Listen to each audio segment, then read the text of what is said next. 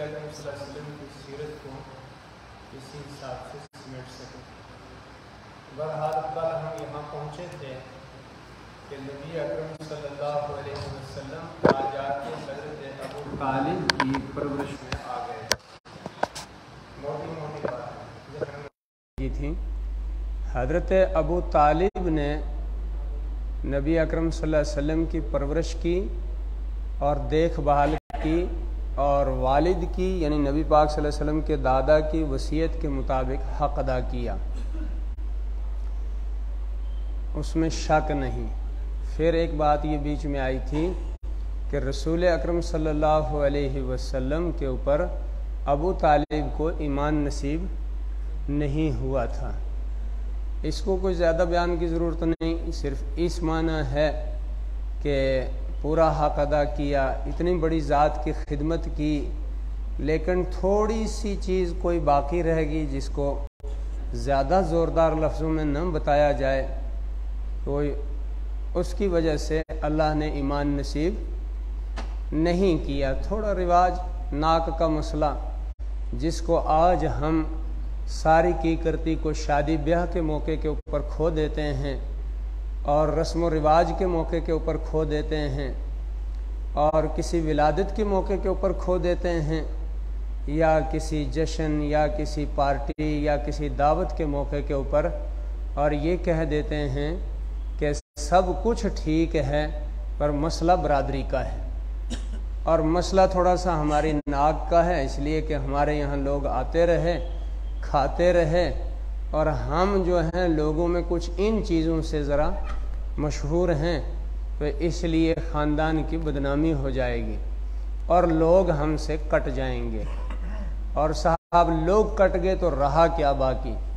तो कहने का ये मकसद हो जाता है कि लोग कटने नहीं चाहिए, अल्लाह अगरचे कट ही जाए।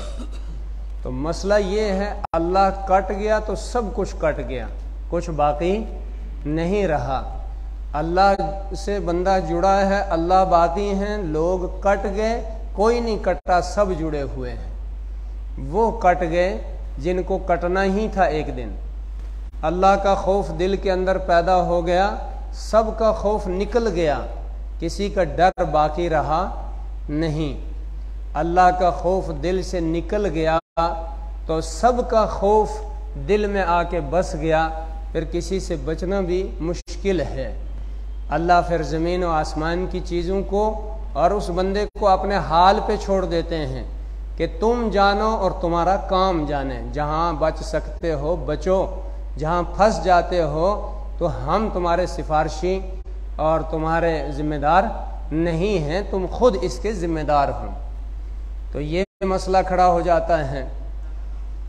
फिर ऊपर से मुसीबत बड़ी ये कि बेपर बेसामान, जिसको इस सूरत में अल्लाह रब्बुल इज़्ज़त ने ज़िक्र किया कि अलम यजिद का यतीमन फ़आवा व वजदका दालन फ़हदा व वजदका आइलन फ़अगना।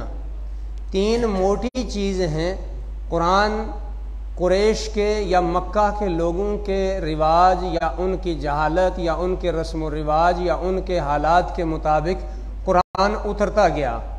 इसीलिए आपने सुना था कि कुरान की दो सूरतें हैं, यानी दो हिस्से, एक मदनी और एक मक्की। मदनी दौर का कुरान उसका लहजा अंदाज अलहदा है। मक्की दौर का कुरान जो नाजिल हुआ वो चाहे मक्का में रहते हुए मदीना में नाजिल हुआ या बीच में कहीं नाजिल हुआ या मक्का में नाजिल हुआ, वो मक्की कहलाता है। उसका अंदाज बयां कुछ और है, इसलिए कि चैलेंज थे बहुत ज़्यादा रसूलुल्लाह सल्लल्लाहु अलैहि वसल्लम को कि आखिर करोगे क्या, कैसे इस कुरान करीम को पढ़ोगे और पढ़ाओगे और आगे पहुंचाओगे, कौन मानेगा। तो नबी अकरम सल्लल्लाहु अलैहि वसल्लम ने कहा मनवाने वाला मनवाएगा, मेरा काम है ईमानदारी के साथ जैसे मुझे अल्लाह ने पैदा किया, जिसके लिए पैदा किया, जो दिया उसको ईमानदारी के साथ आगे पहुंचाना। मदद कहाँ से आएगी वो जाने अल्लाह। आप मर जाओगे, मौका हुआ, मुकद्दर में लिखा मर जाएंगे, नहीं लिखा तो फिर मरेंगे, मारने वाले मर जाएंगे। चट्टान रखी जाती है सर के ऊपर और ऊपर फेंकी जाती है नबी अकरम सल्लल्लाहु अलैहि वसल्लम के ऊपर जब फेंकने का मौका आया, अल्लाह ने इतला कर दी, जिब्राईल अमीन आए, कहा उठ जाओ, उठ गए। जहर दे दिया गया, मुंह में पड़ भी गया, और जिब्राईल अमीन ने कहा यहाँ पहुँचाना था, आप इसको उगल दो, नहीं तो बच गए जहर से। फलां फलां चीज़ों से अल्लाह ने बचा लिया।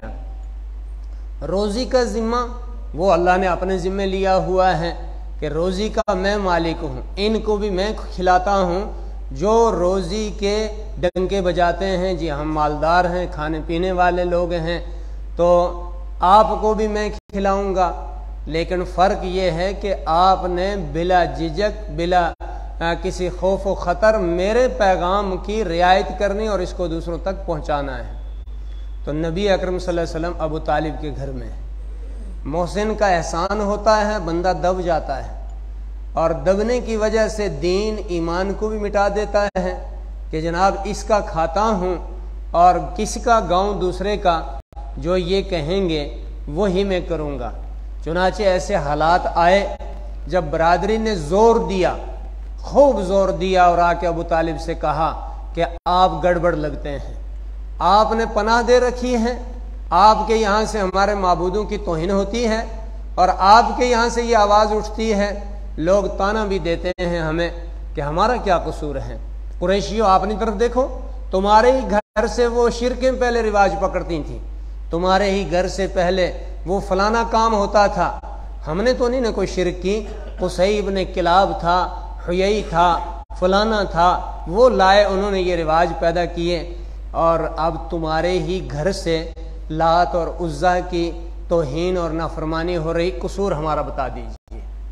कोई कसूर नहीं, तो फिर तो हम तुम्हारे जिम्मे पड़ गए, अब तुम्हें भी नहीं छोड़ेंगे अगर तुम इसका इलाज, अगर कहा जाए उनको तुम करो तो वो हिम्मत तो नहीं। मसलन यहूद और नसारा मुनाफिकाना अंदाज से बाहर से आके कुरैश को कहना कि तुम्हारे घर से खराबी हुई साहब, आज तक हमने नंबरदार हमारे तुम, और लेतरी हमारी तुम्हें, फलाना हमारा तुमको, सब चीज़ें हम तुम्हारे साथ रहे, और आज अगर नंबरदारी में खलल डाला तो किसने डाला, अब अगर नंबरदारी छीन जाए तो हमें कसूरवार ठहराना, अब अगर सियासत में कोई गड़बड़ी आ गई तो हमें कसूरवार ठहराना नहीं। हाँ, अगर इसको निकाल देते हो या मिटा देते हो तो आइंदा माहिदा करते हैं कोई वादा, या आइंदा हम कभी वादा खिलाफी आज लिख के दे देते हैं कि तुम्हारे ही साथ रहेंगे, तो तुम इसका इलाज करो। क्या किया जाए? तरह तरह के हालात पेश आए। अबू तालिब के लिए आए, मोहम्मद रसूलुल्लाह सल्लल्लाहु अलैहि वसल्लम के लिए आए। अबू तालिब को कहा देखो ये कुछ चैलेंज है, बाइकाट हो जाएगा, न्याज नज़र से, शादी ब्याह से आगे रिश्ते नहीं होंगे, और ओहदा वगैरह माल ये नहीं मिलेगा, और यहाँ तुझे पानी बंद हो जाएगा, रुकना बैठना तेरा मुश्किल हो जाएगा, और लास्ट वही है फिर हुदहुद वाली बात के लास्ट तुम्हें मार देंगे, ऐसा मसला है। तो हजरत अबू तालिब मजबूर हो गए, आ गए इस बात के ऊपर, कोई बात नहीं, मेरा भतीजा है, मैं खिलाता हूँ, मैंने उसको अपनी सरपरस्ती में रखा है, दादे ने मुझे दिया है, मैं उसको समझाता हूँ। ऐसा क्यों करता है? बात तो सही है मानने की कि दादा भी। अच्छा अबू तालिब एक बात बताओ यार जी, आप बताओ कि अब्दुल मुत्तलिब यानी कोई बेवकूफ़ आदमी थे जो मौजूद थे, और ये बुत भी काबा में मौजूद थे और इनकी पूजा भी होती थी। क्या अब्द मुनाफ कोई ऐसे ही थे या हाशिम ऐसे थे? ये बंदा ज्यादा अक्लमंद आया, बात पचने की है, कहने लगे लगता तो ऐसा है, तो जरा मैं पूछता हूं। आप पूछिए, कल का वफद आएगा ना आपके पास, जो कल का डेपुटेशन होगा वो फिर खतरनाक होगा, देख लेना, फिर धमकी देंगे। आज ही रात पूछता हूँ, बकरियों से वापस आते हैं, रात बैठते हैं, बच्चा ये है, मैं जानता हूँ, तुझे जानता हूँ, तू कल जाके एक हीरो बनने वाला, एक ऐसा बनने वाला है, ये वो सब चीज़ थोड़ी नरमी करते हैं। आज वो चाचा, वो बड़ा भाई, वो फलाना रिश्तेदार आया, और ये बड़े लोग हैं, तो ये बड़े जब बिगड़ जाते हैं तो इनके पीछे रियाया सारी बिगड़ जाती है, कोई नुकसान दे देंगे सुबह। इसलिए आप अपनी आवाज़ को बंद करें और आप ज़रा मान के चलें। तो रसूल अकरम सल्लल्लाहु अलैहि वसल्लम का जवाब क्या होता था कि चचा अबू तालिब, इसमें तो शक नहीं, आपने देख रेख जो भी है किसी चीज में कमी नहीं की। पर एक चीज याद रखना, अगर आपको कोई परेशानी होती है, आपको कोई तकलीफ होती है, तो जो चीज मैं लेके आया, जिसका मैं पैगंबर हूं, जिसकी मुझे जिम्मेदारी है, उसमें सौदा नहीं हो सकता है। ये एक बात आपको किसने बताई? ये तो वो लोग सौदा करने वाले, बिकने वाले थे, ईसाई और यहूदी। तो तौरात भी छिनवा के बैठ गए और पैगंबरों को भी छिनवा के बैठ गए और खुद भी कहीं न कहीं अजाब में फंसे हुए, कहीं के कहीं अजाब में फंसे हुए, कहीं के कहीं आप जानवर बन के रह गए। तो मैं तो नहीं ये करने वाला, आप बता दीजिए अगर बिठा सकते हो। बात एक समझ में आई। यहां ये बात नुक्ते की याद रखनी है कि अगला हिम्मत देखता है, हौसला देखता है और फिर हक को ये पहचानता है कि जो दवाई इसने खाई, इसको खुद भी उसके ऊपर यकीन है या नहीं है, खुद इसको उस दवा से शिफा है या नहीं, यकीन है या नहीं। अब ये मुझे दवाई दे रहा है या मुझे एक बात बता रहा, खुद कितना खोखला है। तो जब रसूल अकरम सल्लल्लाहु अलैहि वसल्लम ने अपना जवाब दिया उनके दावे के ऊपर, तो ये बात याद रखना कि मैं इनकी बातों में नहीं आऊंगा, सौदा नहीं करूंगा, आपके घर से निकल जाऊंगा, आपको तकलीफ नहीं पहुंचाऊंगा। वरना तो आपके घर में मैं भी इसी घर से हूं कि मेरा चचा कल तुम भी कहीं जहन्नम रसीद ना हो जाए या नुकसान में न चला जाए। तो अगर आप मजबूर हैं और आपको बात समझ में नहीं आती तो मैं ये चला, बस मकान कहाँ होगा बेटा, मार देगा तुझे कोई, क्या होगा, खाना कहाँ से खाएगा।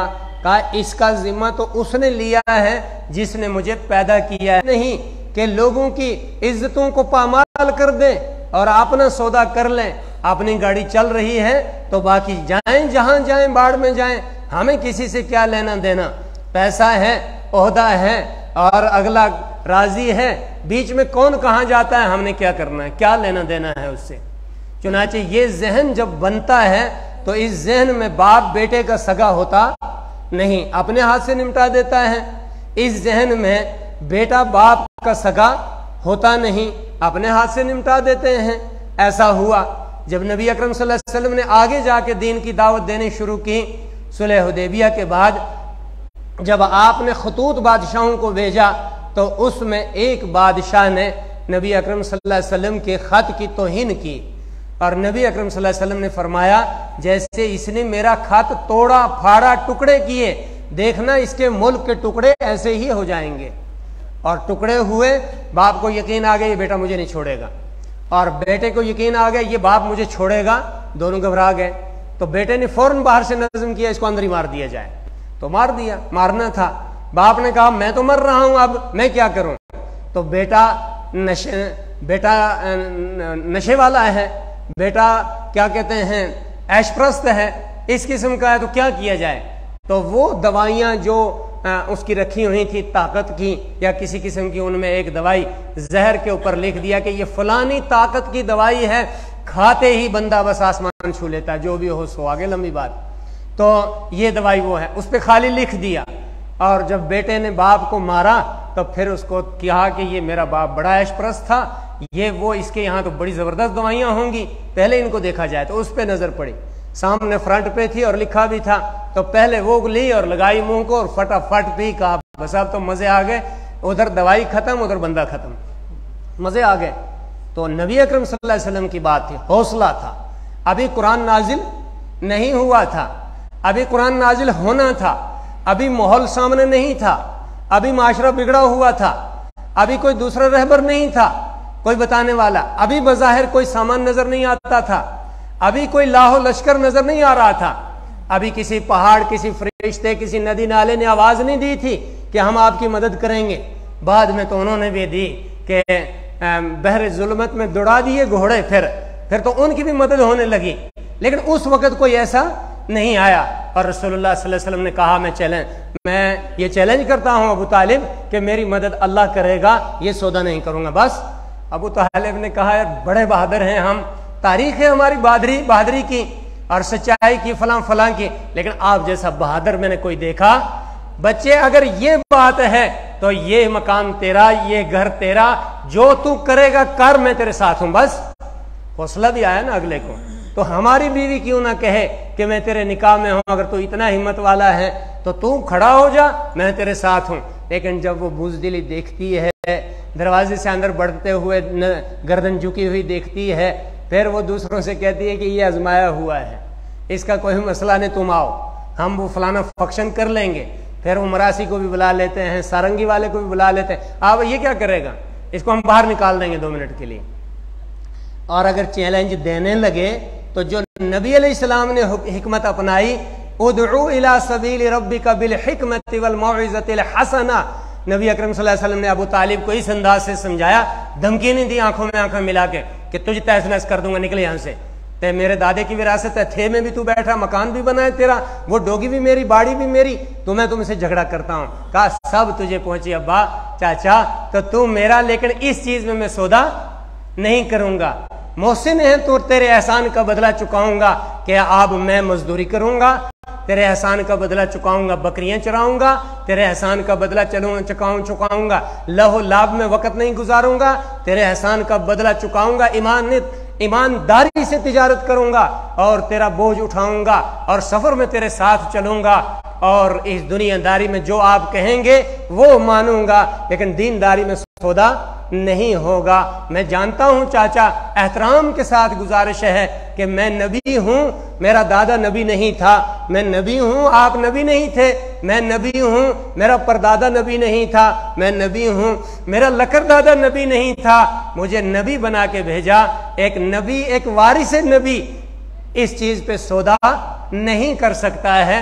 आपने किया, आप देखिए आपकी गलती है, क्यों किया आपने सौदा, आपकी बेहिम्मती है, आपको अपनी चीज की कीमत ही नहीं समझ आई। बहरहाल मैं सौदा नहीं करूंगा। कुल या अय्युहल काफिरून ला अअबुदु मा तअबुदून वला अंतुम आबिदून मा अअबुद वला अना आबिदु मा अबदतुम वला अंतुम आबिदून मा अअबुद लकुम दीनुकुम वलिय दीन। इनसे कह दीजिए कि तुम्हारे साथ सौदा, ये किसने कहा, कैसे हो सकता है, तुम्हारा पूजा का तरीका अलग, मेरा इबादत का तरीका अलग, तुम्हारे माबूद करोड़ों और उनके वो अलग अलग, मेरा माबूद एक है, ये कैसे हो सकता है, हो नहीं सकता। अगर तुम्हें मेरे दीन में नफा आता है, आके चख के देखो, ये मार्केट के अंदर सेब रखे हैं, अगर कोई दुगला पान जाके मालूम करो, पहले मार्केट में घूम फिर के आओ, फिर आके खरीदो और फिर खरीदने के बाद अपने मुंह को देख लो, अगर इसमें जायका की कोई गुंजाइश, मुंह तुम्हारा ठीक है, मैदा ठीक है, फिर खा के देखो। अगर खुद बीमार हो, मुंह में पानी भी नहीं रहा बचा, जायका भी नहीं आता और देखने में भी आंखें गलती करती हैं, सुनने में भी कान गलती करते हैं और मैदा भी बर्दाश्त नहीं करता, तो उल्टी करके हमारे सेबों का नाम रखेगा, ये कैसे हो सकता है। आप देखिए, मैं आपके सामने आप मार्केट में माल रख रहा हूं और खरा खोटा साफ माल सुथरा है, अगर खरीदोगे ये फायदा होगा, सड़ेगा गलेगा नहीं, और नहीं खरीदोगे मर्जी अपनी है। बस अब सड़ी हुई माल की मंडी नहीं चलेगी यहाँ, वो जमाना गया, बस मंडियां बंद हो गई। तो फिर क्या होगा, लकुम दीनुकुम वलिय दीन, अगर तुमने मान लिया तो फिर नफे ही नफे हैं, और अगर तुमने नहीं माना तो फिर ये याद रखना, मैदान हशर में जहां अल्लाह के सामने पेशी होगी, वहां मुझे तुम्हारी जिम्मेदारी नहीं रहेगी, तुम्हें मेरी ठेकेदारी नहीं रहेगी कि तुम मेरे ठेकेदार हो गए, और फिर वहां क्या होगा मेरे साथ, और मुझे तुम्हारी जिम्मेदारी, यहां मैं जिम्मेदार हूं पूरा का पूरा, और मैं बता रहा हूं मैं आया इसीलिए, सौदा नहीं किया। और फिर कहा अबू तालिब ने हिम्मत देखकर कि बेटे लगता है जो तू लेके आया वो हक है, पता चला हमें, इसीलिए तू डटा। अब किसी की हिम्मत नहीं मेरे घर में घुसने की, वो आए और यहाँ आके बात करे। अब जब दूसरे दिन आए तो अबू तालिब ने कहा भाई ये बात है, बंदे का ये जवाब है, अगर हिम्मत है तो आ जाओ, अगर नहीं है तो फिर अब अगर हिम्मत होती, हक पे होते, उनके पास दलील होती, कहते कोई बात नहीं अभी निपटाते हैं, इसका इलाज करते हैं। ताकत के बावजूद, पीछे हिम्मत के बावजूद, लश्कर के बावजूद होठ लटक के, आंखें झुक गई, सर नीचे हो गया और फिर कनखियां एक दूसरे को देखने लगे, क्या होगा, कहा होगा क्या होगा, बस कहा अब आते ठग ठगा के एक और बात करते हैं क्या, कहा और मिल जाते हैं, आप हमारी शादी में आ जाना तो टेबल पे हम खाना खाएंगे, आपको दस्तरखान पे कमरे में दे देंगे, या आपको वहां बिठा देंगे, आप दस्तरखान पे वहां बैठ खा लीजिए। एक मिसाल ऐसे दे रहा हूं मैं, उन्होंने कहा कि नरमी रहे, आप हमारी शादी में शरीक रहना, हम आपकी में शरीक रहेंगे। आप एक दिन बुत खाने में आ जाना और थोड़ा सलाम कर लेना, लोगों में बदनामी नहीं करना और लोगों में कहना ये जो उज़्ज़ा हैं, लात मनात हैं, ये भी बड़े हैं, इसमें कोई शक नहीं है। जैसे बात आज चल, इसमें क्या शक है? साबिर किलेरी रहमतुल्लाह अलैह के विलायत में कोई शक नहीं, किसी भी वली की विलायत में कोई शक, लेकिन पीछे कोई उनको ढाल बना के क्या करता है, उसकी क्या दलील है? तो ठीक है, लेकिन यहां तो सब में शक है, पत्थर में भी शक है और पत्थर के सामने जो हो रहा है उसमें भी शक है, दलील किसी के पास नहीं। तो बहरहाल आप इतना कहना ये सारे ठीक हैं और कुछ कहना नहीं तो हम मिल गए और थोड़ा ये इस किस्म का लिबरल अंदाज है, फलां फलां जो भी कोई पेश करे चलते रहेंगे जनाब। तो कहा ये सौदा नहीं होगा। ये किसने कहा? बात तो वही है भाई, फिर क्या फर्क रहा? फिर तो मैं तुमसे मिल गया और अगर इतनी सारी हिम्मत है तुम ही आओ मिल जाओ मेरे साथ, मिल के दिखाओ। फिर अक्लमंदों ने फैसला किया कि ये सच है, ये दवाई असल है, इसमें बीमारी का काट है, इसमें मर्ज की शिफा है, ये ढंगोसला और ढूंग नहीं है, ये ढूंगी ढंगोसली नहीं है। अब हक सामने आया, इसकी नजर भी बताती है, जबान भी बताती है, अमाल भी बताते हैं और इसकी बातें भी बताती हैं। तो अबू तालिब ने कहा भाई ये भी नहीं होगा, मानेगा नहीं वो बंदा, तो इसलिए आप चले जाएं। लालच क्या दी? का यतीम है, खाएगा कहां से? और लालच क्या दी? रिश्ता करना है। और फिर लालचें भी ये दी, एक बाप अपनी बेटी को खुद पेश कर दे। क्या बात है जनाब, बाहर हाथ खड़े होकर आदमी कहे जाए आपको पता है मुझे वहां फलां जगह से बाहर से रिश्ता आ गया, रात ही वीजा बनाओ, बस सुबह मैं जा रहा हूं। बाप का मां का क्या होगा? मरे इधर, क्या करें, इन गरीबों ने मुझे रिश्ता वहां से आया ना, यहाँ का क्या होगा, जाएं ये बाढ़ में, मुझे रिश्ता तो वहां से आया। रिश्ते की लालच होती है, माल की लालच होती है। माल मिल गया, कैसा मिल गया, कहां से, जैसा मिल गया, माल की तलब थी, ओहदा मिल गया, ओहदे के लिए इतने एड़ियां रगड़ी, इतना कुछ किया, मिला नहीं, आज बुला के दे रहे हैं, पागल बेवकूफ हो तुम, छोड़ रहे हो। तो ये सिलसिला गोया उस वक्त से चलता आ रहा है जब रसूल अकरम सल्लल्लाहु अलैहि वसल्लम के सामने पेश किया गया। और चाचा ने भी कहा कि हालत देखो ना, मुझे भी बच्चे ब्याने हैं, शादियां करवानी हैं, बच्चियां जवान हैं, आपका भी मसला है, मुझे सुबह किसी के घर में जाना है। उन्होंने कहना है सारा मसला ठीक है, बंदा वहाबी है, इसको रिश्ता नहीं देना। हालांकि खुद उनको रिश्ता लग नहीं रहा, देना चाह रहे हैं, सिर्फ एक आवाज लगाई है।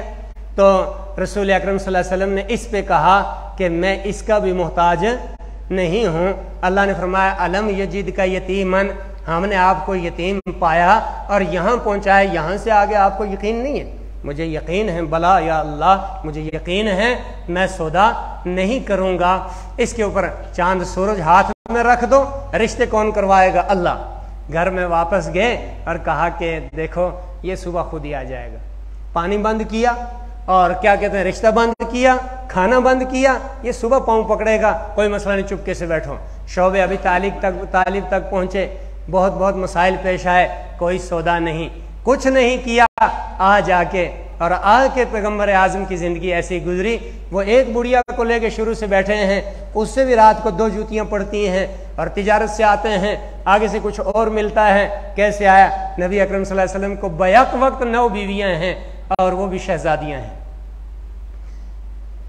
और कुरान करीम के अंदर फरमाया वरफ़अना लका ज़िक्रक फ़इन्न मअल उसरि युसरा, आपका अजीम काम है, आपको हमने इस काम की वजह से बुलंद कर रखा है। पहले तंगियां आएंगी, बाद में आसानी आ जाएगी। अल्लाह हमें अमल की तौफीक नसीब करे। अल्लाह ताला हम सब को नबी अकरम सल्लल्लाहु अलैहि वसल्लम के नक्शे कदम पर चलने की तौफीक दे।